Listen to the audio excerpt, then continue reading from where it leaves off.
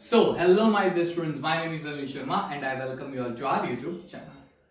तो स्टूडेंट्स हम लोग आज करने वाले हैं chemical properties of phenols. Already we had completed preparation of phenols. कैसे प्रिपेयर करते हैं, वीडियो लेक्चर नंबर 16 और 17. अगर अभी तक आपने वीडियो लेक्चर नंबर 16-17 नहीं देखा तो प्लीज पहले जाके वो वीडियो लेक्चर देखिए. वहां पे पूरे प्रिपरेशन ऑफ फिनॉल्स को मैंने डिटेल में एक्सप्लेन किया है. ठीक है, आज के इस वीडियो लेक्चर में हम लोग स्टार्ट कर रहे हैं केमिकल प्रॉपर्टीज ऑफ फिनॉल्स. उसमें जो पहली केमिकल प्रॉपर्टी जो हम देखने वाले हैं that is about acidic nature of phenol. आज के पूरे वीडियो लेक्चर में एसिडिक नेचर के बारे में ही हम लोग डिस्कशन करने वाले हैं. एंड तक ये वीडियो लेक्चर जरूर देखना, क्योंकि कुछ ऐसी ऐसी चीजें मैं आपको बताने वाला हूं जो कॉम्पिटिटिव लेवल के लिए बहुत मायने रखता है और कॉम्पिटिटिव लेवल के लिए वेरी वेरी इंपॉर्टेंट कॉन्सेप्ट है. तो एंड तक ये वीडियो लेक्चर जरूर देखना. Clear? Acidic nature of phenol. Well, यहां पे हम लोग डिस्क्राइब करेंगे phenol is acidic in nature. Phenol is acidic in nature अगर मुझे ये प्रूव करना है तो यहां पे मैं ब्रॉन्स्टेड एसिड बेस थ्योरी का यूज करूंगा. अकॉर्डिंग टू ब्रॉन्स्टेड एसिड जो प्रोटॉन डोनेट करेगा वो एसिड होता है. फिनॉल में OH ग्रुप होता है, right? I will show that. Phenol OH group. Clear बच्चों? अब यहां पे जो हाइड्रोजन होता है, अगर मैं फिनॉल को वाटर में डाल दूंगा तो यहां पे जो हाइड्रोजन होता है वाटर को फिनॉल हाइड्रोजन डोनेट करेगा, यानी proton is donated by phenol to water molecule. Water बन जाएगा H3O+ and you will get phenoxide ion. आपको फिनॉक्साइड आयन मिलेगा. क्लियर? फिनॉक्साइड आयन मिलेगा. तो पहली चीज, phenol is acidic in nature because it can donate proton. That is Bronsted acid base theory यहां पे फुलफिल हो रही है. ये पहला पॉइंट. दूसरा पॉइंट, फिनॉल का एसिडिक स्ट्रेंथ. अगर मुझे ऑर्डर लिखना होगा एसिडिक स्ट्रेंथ का, तो ऑर्गेनिक केमिस्ट्री में एसिडिक स्ट्रेंथ शो करने वाले कितने कंपाउंड है? एक कार्बोक्सिलिक एसिड है, एक फिनॉल है, अल्कोहल्स है. अगर मुझे उसका ऑर्डर लिखना है, सबसे स्ट्रॉन्ग एसिडिक नेचर किसका होता है, तो carboxylic acid they are strong acidic in nature compare to phenols. अच्छा, फिनॉल्स के कंपैरिजन में कार्बोक्सिलिक एसिड स्ट्रॉन्ग एसिड होते हैं. फिनॉल्स के कंपैरिजन में वाटर जो है वो वीक एसिड होगा, सॉरी वीक. और alcohols are highly weak acidic in nature, यानी ये सबसे लीस्ट एसिडिक नेचर होगा. तो पहला ये ऑर्डर आपको याद रखना है, इसको अच्छे से नोट डाउन कर देना है. ठीक है, कार्बोक्सिलिक एसिड सबसे स्ट्रॉन्गर एसिड होंगे, ओके, कंपेयर टू फिनॉल्स. फिर phenol compare to water stronger acid होता है, और compare to water alcohols are weak acid, यानी यहां पे अल्कोहल सबसे वीक एसिड होते हैं. ठीक है, अब क्वेश्चन ये आता है कि फिनॉल में भी OH ग्रुप होता है, वाटर में भी OH ग्रुप होता है, H2O, राइट? वो प्रोटॉन डोनेट कर सकता है OH ग्रुप, और अल्कोहल में भी OH होता है. तो फिनॉल स्ट्रॉन्ग एसिड क्यों होता है? ये तो उस कार्बोक्सिलिक एसिड, ये तो खुद एसिड है, दे आर इटसेल्फ एसिड. मैंने अल्कोहल वाले कॉन्सेप्ट में मैंने आपको पढ़ाया था, याद हो तो. एक होना है एसिड और एक होना है एसिडिक नेचर. ये दोनों में डिफरेंट है. एक सब्सटेंस खुद एसिड ही होता है और एक सब्सटेंस ऐसा होता है जो एसिड नहीं होता, लेकिन उसका नेचर, उसके कैरेक्टरिस्टिक्स एसिड जैसे होते हैं. तो ये तो खुद एसिड है, इसलिए तो स्ट्रॉन्ग एसिड होगा. लेकिन कॉन्सेप्ट यहां पे हमें देखना है कि ये क्यों स्ट्रॉन्ग होता है, ये क्यों वीक होता है, और ये सबसे वीक क्यों होता है. दो तरीके से आप एक्सप्लेन कर सकते हो बच्चों, दो तरीके से. पहला तरीका होता है उसकी pKa value. How can we prove? चलो, how can we arrange the decreasing order of acidic strength. Clear? तो ये जो मैंने एसिडिक स्ट्रेंथ यहां पे ऑर्डर लिखा है, ये कैसे लिख सकता हूं? तो पहला, Ka की वैल्यू. Ka क्या होता है? It is dissociation constant of acid. यहां से आप लिख सकते हो dissociation constant of acid, dissociation constant of acid. Clear? यहां से आप लिख सकते हो. क्लियर? दूसरा पॉइंट है pKa. pKa वैल्यू पे से आप आइडेंटिफाई कर सकते हो पीके वैल्यू पे से आप आइडेंटिफाई कर सकते हो ये स्ट्रॉन्ग एसिड होता है या वीक एसिड होता है। Clear? PKa it shows the power of losing hydrogen proton H plus, pK value वो शो करेगा। पीके वैल्यू के पे से आप डिटरमाइन कर सकते हो। आप सिर्फ पावर ऑफ एसिड ऐसा लिख सकते हो, पावर ऑफ एसिडिक स्ट्रेंथ पीके पे से पता चलेगा। और एक होता है स्टेबिलिटी, आयनाइज होने के बाद जो मुझे आयन मिलता है उस आयन की स्टेबिलिटी पे से भी आप डिटरमाइन कर सकते हो। क्लियर? तो थर्ड क्वेश्चन है स्टेबिलिटी। उस स्टेबिलिटी के अकॉर्डिंगली आप बोल सकते हो कौन सा स्ट्रॉन्ग एसिड होगा, कौन सा वीक एसिड। अब ध्यान से पढ़ना, A to Z अच्छे से आप पढ़ना बच्चों। यहां पे मैं क्या बताने जा रहा हूं वो दिमाग में उतार देना, क्या क्या चीजें आपको नोट करनी है वो भी बताते जाऊंगा। ये वीडियो एंड तक जरूर देखना क्योंकि बहुत सारी नई चीजें आने वाली है जो कॉम्पिटिटिव लेवल से बहुत इंपॉर्टेंट है, आपको याद रखना है। पहले के बहुत ही सिंपल सी चीज है, के वैल्यू जिसकी ग्रेटर होगी, के वैल्यू जिसकी ग्रेटर होगी वो एसिड स्ट्रॉन्ग एसिड होता है, स्ट्रॉन्गर एसिड होता है। यानी ये ऑर्डर जो आया है वो के वैल्यू पे से आप ला सकते हो। ये स्ट्रॉन्ग एसिड क्यों होगा, एसिडिक कार्बोक्सिलिक एसिड, क्योंकि इसकी के की वैल्यू सबसे ज्यादा होगी, ग्रेटर होगी। और ये वी क्यों होगा, क्योंकि इसकी के की वैल्यू सबसे कम होगी। So greater the value of K stronger will be the acid. पहला ये पॉइंट याद रखना, जिसकी के की वैल्यू ग्रेटर होगी वो एसिड स्ट्रॉन्गर होगा। पीके तो इसका उल्टा कर दो, जिसकी पीके की वैल्यू लेस होगी, लोअर होगी, वो स्ट्रॉन्गर एसिड होगा। यानी इसके बिल्कुल ऑपोजिट आपको करना है, वो स्ट्रॉन्गर एसिड होगा। यानी ये स्ट्रॉन्ग एसिड क्यों है, क्योंकि इसकी के की वैल्यू ग्रेटर है, पीके की वैल्यू लेस है। ठीक है, इसकी पीके की वैल्यू लेस है, के की वैल्यू ग्रेटर है, इसलिए स्ट्रॉन्ग एसिड है। अल्कोहल सबसे वीक क्यों है, क्योंकि इसकी के की वैल्यू लेस है, पीके की वैल्यू ज्यादा है। तो इन दो चीजों पे से आप पता कर सकते हो। यानी अगर एग्जाम में कॉम्पिटिटिव लेवल से क्वेश्चन आ गया तो पीके और के की वैल्यू अगर दी होगी तो आपको क्या देखना है, कौन सा स्ट्रॉन्ग एसिड होगा, तो जिसकी के की वैल्यू ग्रेटर होगी। अकॉर्डिंगली आप अरेंज कर दो, सबसे ग्रेटर वैल्यू पहला आएगा स्ट्रॉन्ग एसिड, फिर उससे लेस वैल्यू वीक एसिड, फिर उससे लेस वैल्यू वीक एसिड। अगर पीके के अकॉर्डिंग दिया हो तो आप पीके के अकॉर्डिंग उसको अरेंज कर दो। ठीक है, ये दो पॉइंट। अब हम बात करते हैं stability. On the basis of stability आप डिसाइड कर सकते हो जो सबसे हाईली स्टेबल होगा वो। ओके, अब ये फिनॉक्साइड आयन है और फिनॉल है, तो ध्यान से देखना, यहां पे फिनॉल स्ट्रॉन्ग एसिड क्यों है उसका रीजन मैं आपको दिखा रहा हूं। बच्चों ध्यान से देखना, ये है आपका फिनॉल OH। ठीक है, इसको अगर मैं वाटर में डालूंगा, ये रिवर्सिबल प्रोसेस होती है। ठीक है, so this is your reversible process. Water में डालूंगा, यहां से -H+ निकलेगा फिनॉल में से और आपको मिलेगा phenoxide ion. Now you must have knowledge of making the resonating structure, creating the resonating structure, forming the resonating structure, है ना? ये आपको पता है, ये आपको पता है रेजोनेटिंग स्ट्रक्चर कैसे बनाते हैं, है ना? चलिए, तो रेजोनेटिंग, मैं फिनॉल के भी रेजोनेटिंग स्ट्रक्चर बना रहा हूं और फिनॉक्साइड आयन के भी, फिर हम कंपेयर करते हैं। क्यों फिनॉल स्ट्रॉन्ग एसिड है उसका रीजन बाद में लेते हैं। पहली चीज, इसके रेजोनेटिंग स्ट्रक्चर बनाते हैं। फिनॉल में ऑक्सीजन पे लोन पेयर ऑफ इलेक्ट्रॉन होता है, तो ध्यान से देखना, ऑक्सीजन क्या करेगा, अपने लोन पेयर ऑफ इलेक्ट्रॉन इसके बीच में शेयर करेगा। अब प्रॉब्लम किसको होगी पता है बच्चों, प्रॉब्लम इस कार्बन को होगी। क्यों? क्योंकि कार्बन की वैलेंसी होती है 4, अगर बीच में इलेक्ट्रॉन पेयर आ गया तो इलेक्ट्रॉन पेयर आने की वजह से वहां पे बन जाएगा डबल बॉन्ड।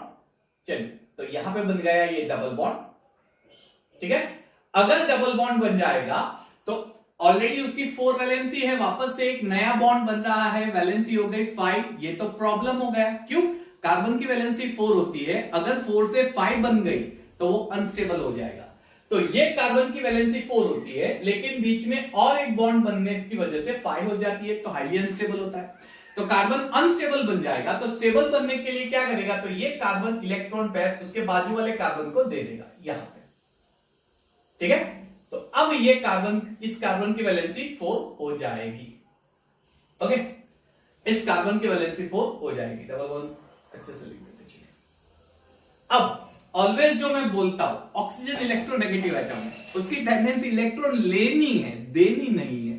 वो इलेक्ट्रॉन देगा नहीं, वो इलेक्ट्रॉन लेगा। यहां पे तो वो इलेक्ट्रॉन दे रहा है, उसके ऑपोजिट चीज हो गई, इसलिए यहां पे बन जाएगा पॉजिटिव चार्ज। पहला पॉइंट, ठीक है। अब कार्बन के ऊपर नेगेटिव चार्ज वो बेयर नहीं कर सकता, है ना। जो लेस इलेक्ट्रोनेगेटिव एटम होता है, अगर गलती से उसके ऊपर नेगेटिव चार्ज आ गया तो वो बेयर नहीं कर सकता है नेगेटिव चार्ज, इसलिए वो अनस्टेबल हो जाएगा। तो वो स्टेबल बनने के लिए क्या करेगा, अपने ऊपर से नेगेटिव चार्ज हटाने की ट्राई करेगा। और वो कैसे हटाएगा, तो ये इलेक्ट्रॉन पेयर यहां पे शेयर कर देगा और इसको बाजू वाले कार्बन को दे देगा। क्लियर। चलिए, तो इसको मैं यहां पे लिख देता हूं, OH वापस प्लस डबल बॉन्ड, ठीक है। तो अब डबल बॉन्ड यहां पे, डबल बॉन्ड यहां पे, और ये इलेक्ट्रॉन पेयर आ गया यहां पे। वही चीज रिपीट होगी इस कार्बन से भी, ये नेगेटिव चार्ज बेयर नहीं कर सकता है, इसलिए शेयर कर देगा, तो ये इलेक्ट्रॉन पूरा घूम के यहां पे आ जाएगा। चलिए, तो OH पॉजिटिव चार्ज, क्लियर। यहां पे डबल बॉन्ड, यहां पे डबल बॉन्ड और नेगेटिव चार्ज, ओके। वही चीज, कार्बन नेगेटिव चार्ज बेयर नहीं कर सकता, वापस वही चीज, इसलिए ये इलेक्ट्रॉन जो है इस इलेक्ट्रॉन को बीच में लेके आ जाएगा। अगर बीच में आएगा तो वापस इस कार्बन को दिक्कत हो जाएगी, 4 वैलेंसी से 5 बन जाएगा, है ना। तो वापस ये क्या करेगा, इस इलेक्ट्रॉन को ऑक्सीजन को डोनेट कर देगा। चलिए, तो हमें क्या, कौन सा स्ट्रक्चर मिलेगा, तो OH वापस ऑक्सीजन के पास इलेक्ट्रॉन पेयर आ गया। अब ऑक्सीजन ने अपने इलेक्ट्रॉन पेयर वापस ले लिए, इसलिए उसके ऊपर से पॉजिटिव चार्ज निकल जाएगा, ठीक है। उसके ऊपर से पॉजिटिव चार्ज निकल जाएगा और डबल बॉन्ड मुझे कुछ इस तरह से मिलेगा। फिर पाई बॉन्ड का डिलोकलाइजेशन होना, घूमना, इसलिए वापस ये स्ट्रक्चर बन जाएगा। हो गया। तो ये हो गया रेजोनेटिंग स्ट्रक्चर ऑफ फिनॉल, ये फिनॉल के रेजोनेटिंग स्ट्रक्चर, ठीक है। This is resonating structure of phenol, ये कुछ हो गए फिनॉल के रेजोनेटिंग स्ट्रक्चर। अब फिनॉक्साइड आयन के देखिए, let's take structure of phenoxide ion. Oxygen के ऊपर नेगेटिव चार्ज है, उसके पास इलेक्ट्रॉन पेयर है, तो वही चीज होगी, ऑक्सीजन क्या करेगा, ये इलेक्ट्रॉन पेयर देगा। अगर ऑक्सीजन इलेक्ट्रॉन पेयर देगा तो इस कार्बन को दिक्कत होने वाली है, क्यों, वहां पे डबल बॉन्ड बन जाएगा। ऑक्सीजन ने इलेक्ट्रॉन पेयर दे दिया, तो अब ये कार्बन क्या करेगा, वापस इलेक्ट्रॉन जो है डबल बॉन्ड वाला इलेक्ट्रॉन उसके नेबरिंग कार्बन को दे देगा कि तू ले ले, मेरे पास वैलेंसी 5 हो गई, I can not bear, so take this electron to you. So ये इलेक्ट्रॉन दे देगा, ठीक है। ये नेगेटिव चार्ज हो गया, डबल बॉन्ड डबल बॉन्ड। अब कार्बन के ऊपर नेगेटिव चार्ज वो सहन नहीं कर सकता, नेगेटिव चार्ज है ना, लेस इलेक्ट्रॉन नेगेटिव ऊपर नेगेटिव चार्ज, वो नॉट पॉसिबल, तो ये इलेक्ट्रॉन पेयर आ जाएगा। दूसरी चीज, ऑक्सीजन ने अपना इलेक्ट्रॉन पेयर दे दिया, इसलिए नेगेटिव चार्ज चला जाएगा, क्योंकि उसके पास जो एक्स्ट्रा इलेक्ट्रॉन पेयर था वो दे दिया उसने, so it will remove, negative charge will get remove, ठीक है, वो तो स्टेबल हो गया। अब देखो यहां पे डबल बॉन्ड आज शिफ्ट होगा, तो ये इलेक्ट्रॉन पेयर ये कार्बन को दे देगा, क्योंकि वही चीज होगी, इस कार्बन की वैलेंसी, इसकी वैलेंसी 5 हो जाती है, ठीक है। चलिए, तो oxygen double bond, okay, negative charge, यहां पे डबल बॉन्ड, यहां पे डबल, वापस कार्बन के पर नेगेटिव चार्ज ये बाहर नहीं कर पाएगा, इसलिए ये इलेक्ट्रॉन पेयर इसको दे देगा, तो इस कार्बन की वैलेंसी 5 हो जाएगी, तो इलेक्ट्रॉन पेयर यहां पे आ जाएगा, ठीक है। चलिए, तो अब क्या होगा, ऑक्सीजन डबल बॉन्ड, ओके। चलिए, तो इलेक्ट्रॉन नेगेटिव पार्ट यहां पे, ये डबल बॉन्ड वाला पार्ट हो गया, ओके। अब ये इलेक्ट्रॉन पेयर वापस यहां पे आ जाएगा और ये इलेक्ट्रॉन पेयर वापस ऑक्सीजन को दे देगा, ओके। तो वापस ऑक्सीजन के पास अपना इलेक्ट्रॉन रिटर्न होके आ गया, रिटर्न होके वापस इलेक्ट्रॉन पेयर आ गया, तो नेगेटिव चार्ज बन गया। Is that clear? Double bond double bond double phenoxide. यानी अब मुझे डिसाइड करना है कि फिनॉल स्ट्रॉन्ग एसिड क्यों है, मुझे ये डिसाइड करना है कौन सा एसिड स्ट्रॉन्ग होता है। पहले ये चीज समझ, कौन सा एसिड स्ट्रॉन्ग होता है, तो जिसके सॉल्यूशन में H प्लस के आयन्स ज्यादा होते हैं, मोर number of proton, H plus ion ज्यादा होंगे। H प्लस आयन कब ज्यादा होंगे, ठीक है, यहां पे एक काम करते हैं, इसको मैं यहां से हटा के H प्लस यहां पे लिख देता हूं। तो H प्लस आयन किसमें ज्यादा होंगे, जिसमें रिएक्शन फॉरवर्ड ज्यादा होगी, क्योंकि जितनी रिएक्शन फॉरवर्ड ज्यादा होगी उतनी H प्लस आयन के नंबर बढ़ेंगे। बैकवर्ड कब होगा, फॉरवर्ड ज्यादा होगा। जितनी रिएक्शन ज्यादा फॉरवर्ड होगी उतने H आयन के नंबर बढ़ेंगे, स्ट्रॉन्ग एसिड बनता जाएगा। यानी मुझे यह प्रूव करना है कि इस रिएक्शन में बैक रिएक्शन बहुत कम हो रही है, फॉरवर्ड ज्यादा हो रही है, यह प्रूव करना है। यह कैसे प्रूव करेंगे, तो ये जो फिनॉक्साइड आयन बना है, ये जितना स्टेबल ज्यादा होगा उतनी बैक रिएक्शन कम होगी। ये जितना ज्यादा स्टेबल होगा फिनॉक्साइड आयन, उतनी रिवर्स रिएक्शन कम हो जाएगी। ये जितना स्टेबल होगा उतनी रिवर्स रिएक्शन कम हो जाएगी, और रिवर्स कम होगी तो H के आयन ज्यादा स्ट्रॉन्ग एसिड। तो अब चलिए प्रूव करते हैं। पहला पॉइंट, जिसमें नंबर ऑफ रेजोनेटिंग स्ट्रक्चर ज्यादा होते हैं वो स्ट्रॉन्ग एसिड होते हैं। देखो 1 2 3 4 4 स्ट्रक्चर, यहां पे 1 2 3 4 4 स्ट्रक्चर, दोनों में नंबर ऑफ स्ट्रक्चर सेम है, दोनों में number of structure same, hence both are equally stable.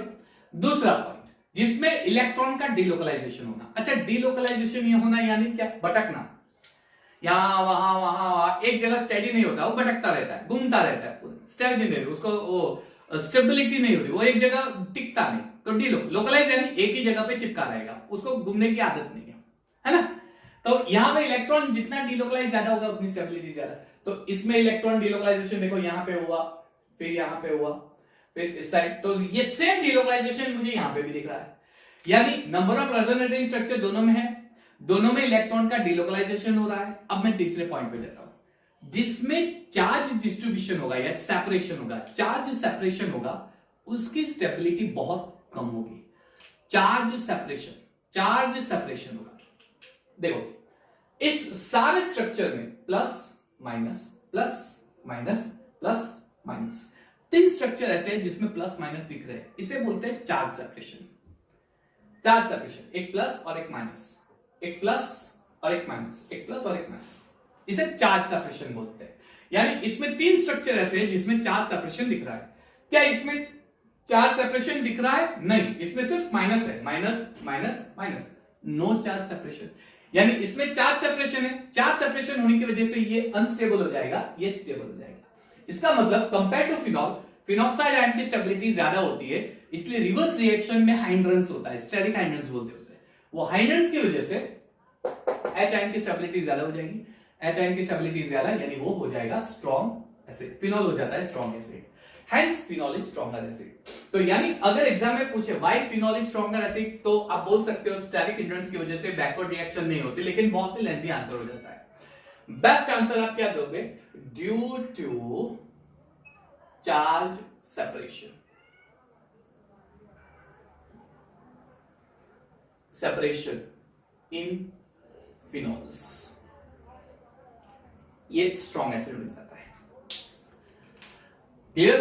तो ये चीज याद रखना। ओके, तो ये पूरा पार्ट हो गया, फिनॉल एसिड होता है, ये हमने प्रूव कर लिया, ये ऑर्डर देख लिया, ये स्ट्रॉन्ग एसिड क्यों है उसके रीजन मैंने यहां पे दिखा दिए, के और पीके की वैल्यू पे से हम लोग ये डिसाइड करेंगे। फिर हमने देखा कि फिनॉल वाटर और अल्कोहल से स्ट्रॉन्ग एसिड क्यों है, तो स्टेबिलिटी इसका, और इसमें जो नेगेटिव आयन मिलेंगे उसकी स्टेबिलिटी फिनॉल से कम होगी। क्लियर? इसकी स्टेबिलिटी फिनॉल से कम, यानी देखो अल्कोहल, अल्कोहल ROH मान लीजिए, अल्कोहल ROH, इसमें से मुझे मिलेगा अल्कोक्साइड आयन। अब अल्कोक्साइड आयन की स्टेबिलिटी फिनॉक्साइड आयन से कम होती है, इसलिए वो लेस एसिडिक होता है। ठीक है, समझ में आ गया? अच्छा, तो यहाँ पे चार्ज सेपरेशन होता है, यहाँ पे नहीं है, इसलिए वो स्ट्रॉन्ग एसिड है। क्लियर? ओके, इसे नोट डाउन कर लो पॉज करके अच्छे से पूरा, फिर आगे बढ़ते हैं। ओके, ठीक है, ओके चलिए, तो I erase it and will move on further. चलिए नेक्स्ट पार्ट पे जाते हैं। चांद मेरा दिल, चांदनी हो तुम, चांद से तो दूर, चांदनी कहाँ,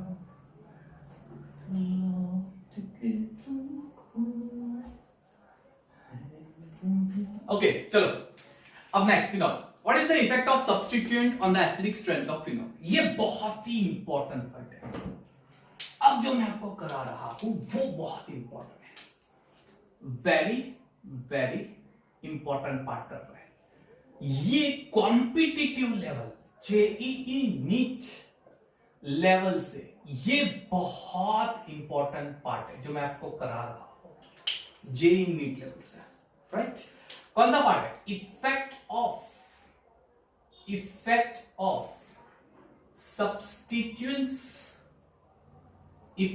substituents on acidic strength of phenol, acidic strength of phenols.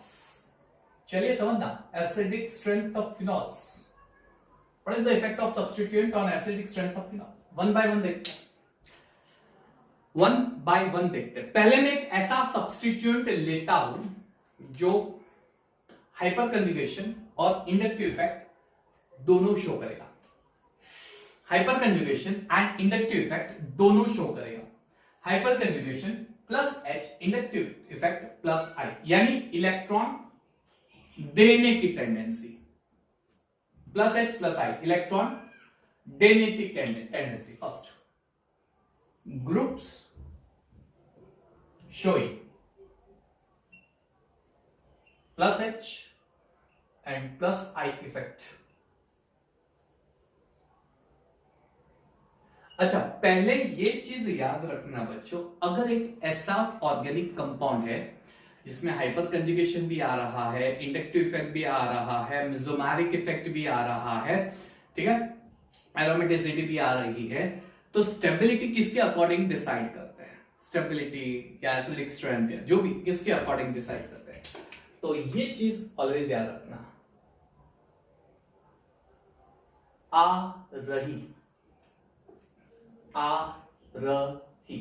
आ यानी एरोमेटिक, सबसे highly stable acidic strength, basic strength, aromatic will win in that case. उसके अकॉर्डिंग आप डिसाइड करोगे कौन स्टेबल ज्यादा है। जो एरोमेटिक होगा वो हाईली स्टेबल होगा, पहले ही।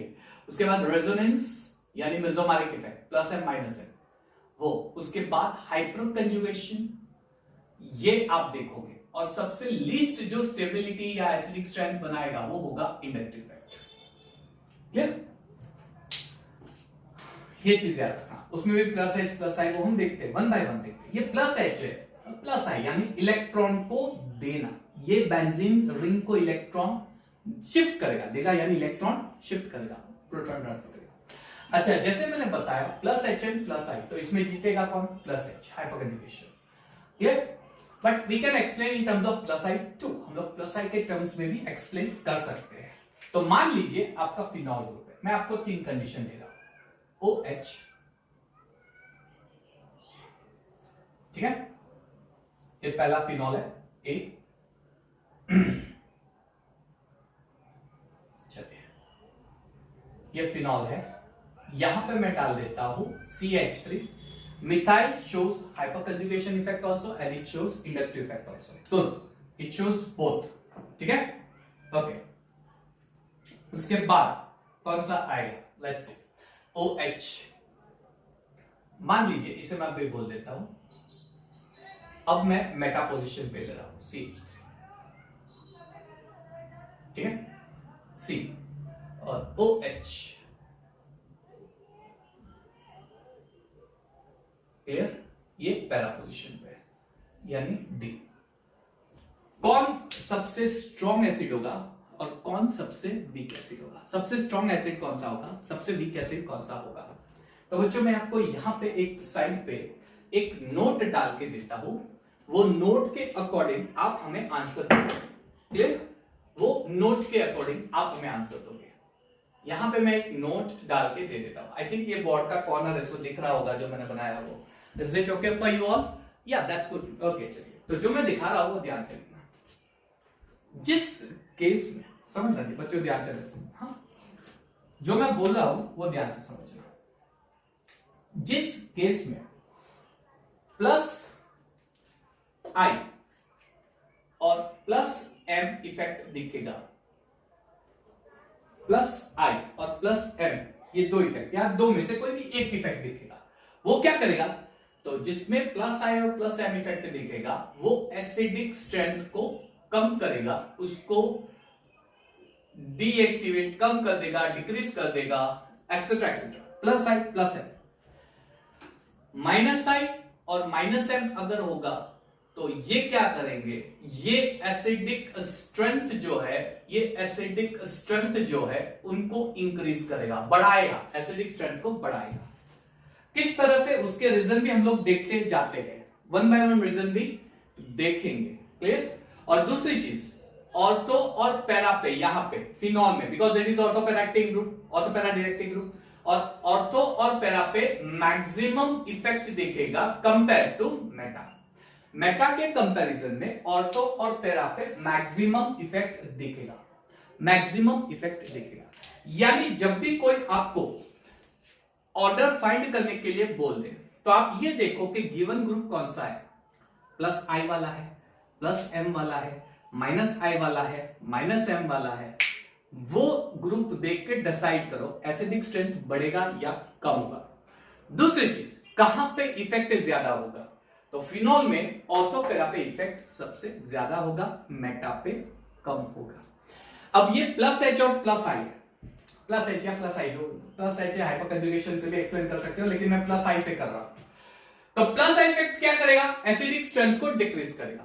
अच्छा, इसका इफेक्ट सबसे ज्यादा क्या हो, कहां पे होगा, ऑर्थो पैरा पे, यानी सबसे मैक्सिमम डिक्रीज ऑर्थो और पैरा पे होगा, हाईली डिक्रीज ऑर्थो और पैरा पे होगा, हाईली डिक्रीज। इसका मतलब ऑर्थो और पैरा पोजीशन जो है वो सबसे लीस्ट एसिडिक हो जाएंगे, सबसे लीस्ट एसिडिक हो जाएंगे, ठीक है। मेटा पे एसिडिक स्ट्रेंथ इन दोनों से ज्यादा होगी, ठीक है। और यहां पे no group, no substituents, clear, तो ये स्ट्रॉन्ग एसिड होगा। यानी यहां पे ऑर्डर ये आएगा ए ग्रेटर देन सी।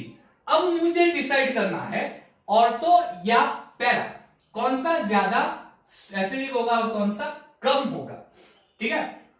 ज्यादातर ऑर्थो और पैरा, ये मिथाइल ग्रुप में प्लस साइड में ज्यादातर ऑर्थो और पैरा दोनों इक्विवेलेंट ही होते हैं, लेकिन आप दो रीजन दे सकते हो कौन सा ज्यादा होने का रीजन। तो यहां पे पहले मैं लिख देता हूं, पैरा थोड़ा ज्यादा होगा कंपेयर टू ऑर्थो, दो रीजन आप दे सकते हो, ठीक है। अच्छा, पहला रीजन आप क्या लोगे, बहुत ही सिंपल है। पहला रीजन होगा कि एक की वैल्यू, मैंने क्या बताया कि एक की वैल्यू जिसकी ज्यादा होगी वो स्ट्रॉन्ग एसिड होगा। अब ये मैं नहीं बता रहा हूं, ये एक्सपेरिमेंटल ट्रुथ बोल रहा है कि पैरा की के की वैल्यू ऑर्थो से थोड़ी, मैं नहीं बोल रहा हूं बहुत मार्जिन, एकदम बहुत डिफरेंस है, नहीं, थोड़ी ज्यादा है। यानी पैरा की के की वैल्यू, पैरा पोजीशन जो है उसमें के की वैल्यू ऑर्थो पोजीशन के की वैल्यू से ज्यादा होता है, इसलिए para will be stronger acid compare to ortho. दूसरा, बल्की ग्रुप, OH के नजदीक बल्की ग्रुप आ रहा है, और जब भी कोई बल्की ग्रुप आ रहा है हाइड्रेंस की वजह से वो इफेक्ट करेगा एसिडिक स्ट्रेंथ पे। लेकिन हम लोग मेजर रीजन यही लेंगे कि एक की वैल्यू। अब मुझे आपको ये रीजन बताना है कि क्यों प्लस आई इफेक्ट की वजह से ये क्यों ऐसा होता है, रीजन क्या है। तो देखो, मान लीजिए कि OH है, मैं ले लेता हूं ऑर्थो पोजीशन CH3, मान लीजिए इसने अपना हाइड्रोजन लूज करके नेगेटिव चार्ज बना दिया, ठीक है। अब नेगेटिव चार्ज है माइनस, तो ये माइनस चार्ज जितना स्टेबल होगा नेगेटिव चार्ज, उतना वो एसिड स्ट्रॉन्ग होगा। स्टेबल कब होगा, जब इसके आसपास इलेक्ट्रॉन डेंसिटी कम हो जाएगी, कम होती है तब वो स्टेबल होता है। ऑक्सीजन के आसपास इलेक्ट्रॉन डेंसिटी कम होना, यानी ऑक्सीजन के आसपास ऐसे ग्रुप होने चाहिए जो ऑक्सीजन से इलेक्ट्रॉन लेके उसके ऊपर मेहरबानी कर दे, उसके ऊपर मेहरबानी कर देंगे कि भाई तू रुक, मैं इलेक्ट्रॉन लेके तुझे स्टेबल बना दूंगा, है ना। ऑक्सीजन के आसपास के इलेक्ट्रॉन अपनी ओर खींच लेगा और ऑक्सीजन को स्टेबल बना देगा, उसके ऊपर मेहरबानी करेगा, ठीक है। लेकिन मिथाइल ग्रुप की कैरेक्टरिस्टिक्स तो होती है, ये तो इलेक्ट्रॉन डोनेटिंग ग्रुप है, EDG मिथाइल ग्रुप, तो ये क्या करेगा, इलेक्ट्रॉन डोनेट करेगा ऑक्सीजन को। अब ऑलरेडी उसके ऊपर नेगेटिव चार्ज है, उसको आसपास इलेक्ट्रॉन डेंसिटी कम चाहिए, लेकिन मिथाइल तो धकेलेगा, वो तो खिसकाएगा, तू जा नेगेटिव की ओर, क्या होगा, स्टेबिलिटी ऑब्वियसली कम हो जाएगी, है ना। तो मिथाइल ग्रुप इलेक्ट्रॉन यहां पे धकेलेगा, तो इसकी वजह से नेगेटिव चार्ज अनस्टेबल हो जाएगा, स्टेबिलिटी कम हो जाएगी। इसका मतलब स्टेबल बनाना हो तो एक ऐसा ग्रुप होना चाहिए जो इलेक्ट्रॉन विड्रॉ कर सके, इलेक्ट्रॉन खींच सके अपनी, ठीक है। तो ये कौन होंगे, तो ये वाले ग्रुप, माइनस आई माइनस आई, ये वाले ग्रुप, ये इलेक्ट्रॉन खींच लेंगे अपनी ओर, इलेक्ट्रॉन खींच लेके उनके ऊपर मेहरबानी करेंगे कि भाई मैं तेरे पे मेहरबानी कर रहा हूं, रुक तुझे मैं स्टेबल बना के छोड़ूंगा, है ना। ऐसा ही कुछ आप समझ सकते हो, ठीक है। तो पहला ये group showing plus H and plus I effect, इसमें ये ऑर्डर आएगा। मिथाइल ग्रुप अगर होगा तो ये ऑर्डर।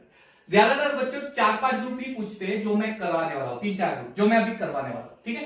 पहले इसको हम लोग अच्छे से नोट डाउन कर लेते हैं बुक में, ये भी नोट डाउन कर दो क्योंकि ये भी इरेज कर दूंगा आप। ओके फाइन, चलिए I will erase it. Okay चलिए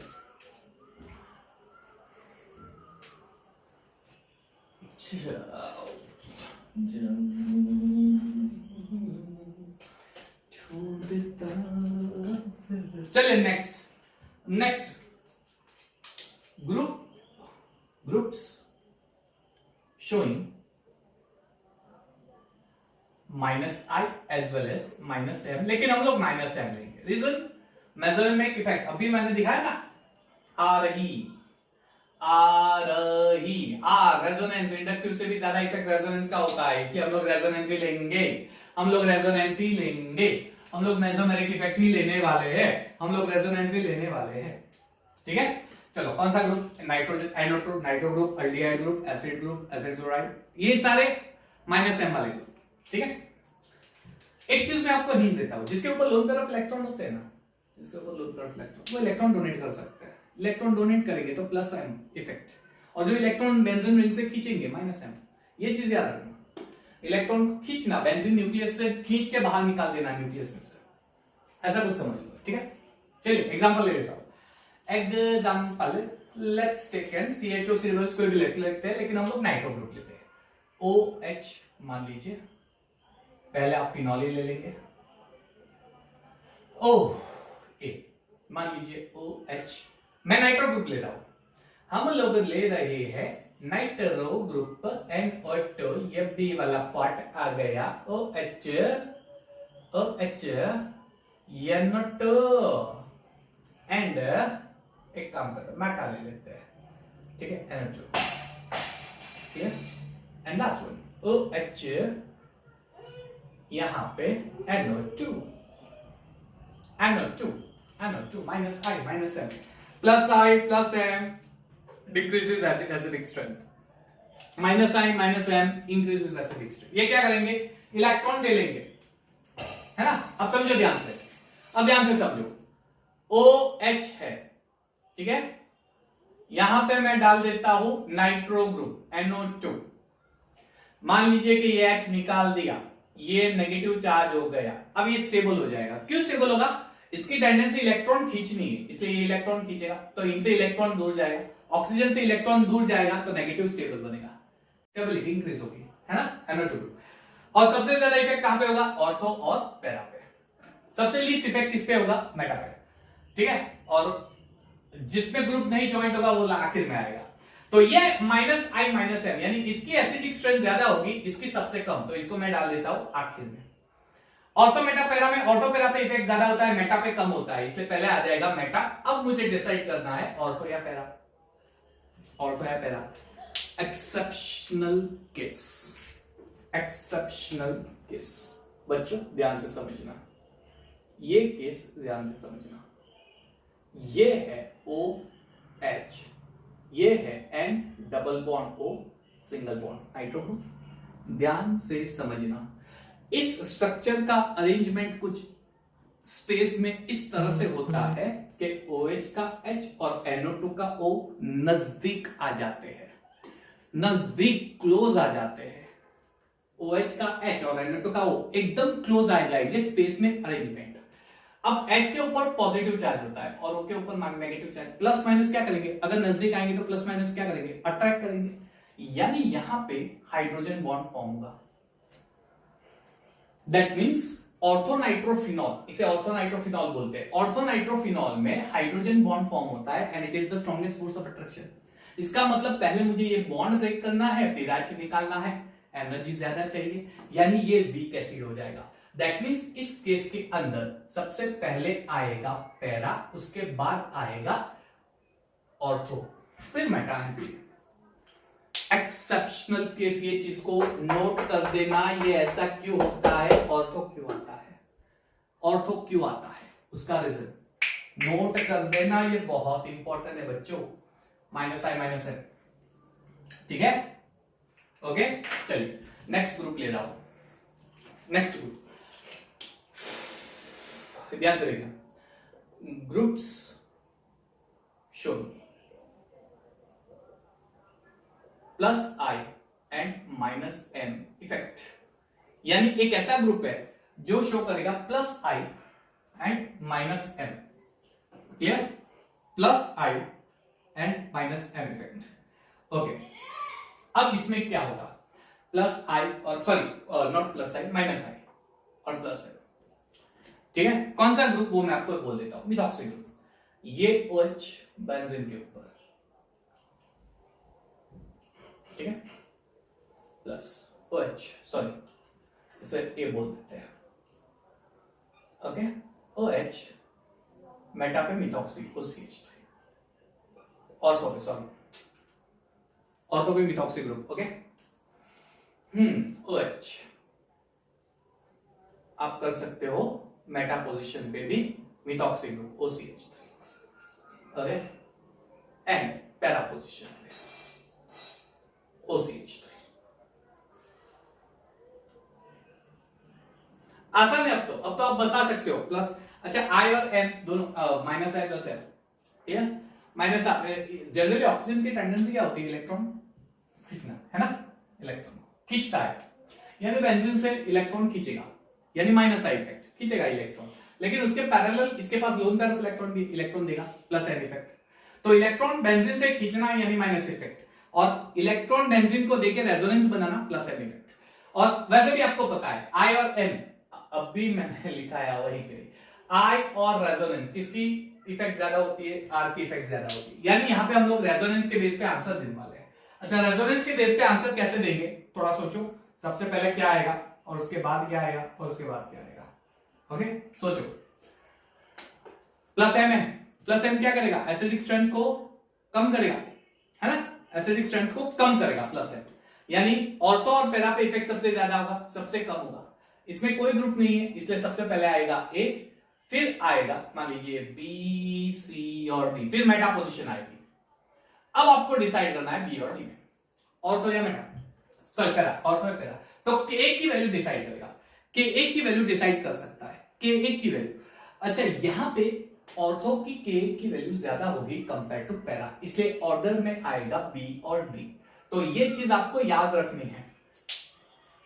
के की वैल्यू निकालने की जरूरत नहीं है, एक्सपेरिमेंट जो फाइंड हुआ वो हम लोग कर लेते हैं, इसलिए ये ऑर्डर आपको याद रखना है। You have to remember this order. Ortho will be slightly greater than para, ortho slightly para से ग्रेटर हो जाएगा, ऑर्थो पैरा से स्लाइटली ग्रेटर हो जाएगा। ऑर्थो की के की वैल्यू ज्यादा होती है कंपेयर टू पैरा, पैरा के कंपैरिजन में ऑर्थो की वैल्यू सबसे ज्यादा होती है। ठीक है, ये चीज है। और लास्ट वन, ऐसा group which shows minus I effect, and ये एक एक्सेप्शनल केस ऐसा है जिसमें रेजोनेंस से भी ज्यादा इफेक्ट माइनस आई का होता है। यस, ग्रुप अगेन यही चीज, showing minus N, group showing minus I greater than plus N. इसमें क्या था, माइनस आई का इफेक्ट प्लस एन से कम था, लेकिन ये एक्सेप्शनल केस है जिसमें ये जीत जाएगा। Minus I will dominate plus M, वो प्लस एम को डोमिनेट कर देगा। यानी यहां पे हम लोग आंसर माइनस आई के बेस पे डिसाइड करेंगे, माइनस आई के बेस पे। ठीक है, माइनस आई के बेस पे डिपेंड करना है, सॉरी डिसाइड करना है। ओके, OH मान लीजिए ये Cl है, OH इसे मैं A बोल देता हूं, ये B है। ठीक है, मान लीजिए मेटा पे Cl है, OH मान लीजिए पैरा पे Cl है, एंड OH। क्लियर? ओके, तो ये वाला C और ये वाला D। अब आपको यहां पे डिसाइड, यानी ये सिर्फ Cl कहां, only for Cl, this is exceptional case only for Cl, only for Cl। Minus I dominates plus M, minus I dominates plus M, only for Cl, only for Cl, minus I dominates. अब minus I effect क्या करता है, अभी मैंने दिखाया, minus I और plus M effect क्या करेंगे, माइनस आई और प्लस एम इफेक्ट क्या करेंगे, सॉरी माइनस आई और माइनस एम, तो it will increase the acidic strength. ये लोग एसिडिक स्ट्रेंथ बढ़ाएंगे। सबसे ज्यादा इफेक्ट किसके ऊपर दिखता है, सबसे ज्यादा इफेक्ट किसके ऊपर दिखेगा, सबसे ज्यादा इफेक्ट आपको दिखेगा ऑर्थो और पैरा पे दिखेगा। ठीक है, सबसे ज्यादा ऑर्थो और पैरा पे दिखेगा। क्लियर एकदम? तो ये चीज आपको याद रखना है। लेकिन लेकिन लेकिन इंडक्टिव इफेक्ट का, मैंने बोला ना एक्सेप्शनल केस है, एक्सेप्शनल केस। इंडक्टिव इफेक्ट का थोड़ा पॉइंट यहां पे डिफरेंट होगा, याद रखना। इसके अंदर ऑर्डर ये आएगा, Meta will be greater than para, exceptional case. Yes, पहले आएगा इस केस में, पहले आएगा ऑर्थो, फिर आएगा मेटा, फिर आएगा पैरा, और फिर अपना नो सब्स्टिट्यूट वाला। क्यों ऐसा, क्यों ऐसा, क्यों, रीजन क्या है? देखो बच्चों, जब आप आई के बेस पे डिसाइड करते हो ना, आई के बेस पे, तो आई के बेस पे डिस्टेंस के हिसाब से डिसाइड किया जाता है। ये वेरी इंपॉर्टेंट फैक्टर है, डिस्टेंस के हिसाब से। जिसका डिस्टेंस कम होगा वो स्टेबिलिटी बढ़ाएगा। अब OH से डिस्टेंस ऑर्थो का कम है, मेटा का थोड़ा ज्यादा है, पैरा तो एकदम ज्यादा है, यानी पैरा से Cl बहुत ही दूर चला गया है, इसलिए वो OH को स्टेबिलिटी देगा लेकिन कम देगा। क्यों? M क्लोज है। मेसोमेरिक इफेक्ट का उल्टा केस है, इंडक्टिव इफेक्ट का उल्टा केस है। इंडक्टिव इफेक्ट में हम लोग डिसाइड करेंगे डिस्टेंस के बेस पे। तो आप बोलोगे सर वो मिथाइल वाले केस में आपने किया, तो वहां पे K के हिसाब से हमने किया था। और हाइपरकंजुगेशन, हाइपरकंजुगेशन ऑर्थो और पैरा पे ज्यादा होता है, नॉट मेटा। ठीक है, ये एक ऐसा केस है जिसमें डिस्टेंस डिसाइड करेगा किसका इफेक्ट ज्यादा होगा, डिस्टेंस। क्लियर? तो ऑर्थो का डिस्टेंस सबसे कम है, मेटा का उससे थोड़ा ज्यादा, पैरा का सबसे ज्यादा, यानी सबसे वीक एसिड होगा। समझ में आया? तो ये पूरा एसिडिक स्ट्रेंथ का कॉन्सेप्ट। ठीक है बच्चों, तो यहां पे हम लोग ये लेक्चर को क्लियर करते हैं। नेक्स्ट लेक्चर में हम लोग अब केमिकल रिएक्शंस देखने वाले। पहले एसिड के हिसाब से केमिकल रिएक्शन, फिर एसिडिफिकेशन आएगा, राइबोटाइम एंड कॉलेस्मिन, और सारी रिएक्शंस अब लोग वन बाय वन देखने वाले। ठीक है, so till then take care of yourself, thank you everyone and have a nice time.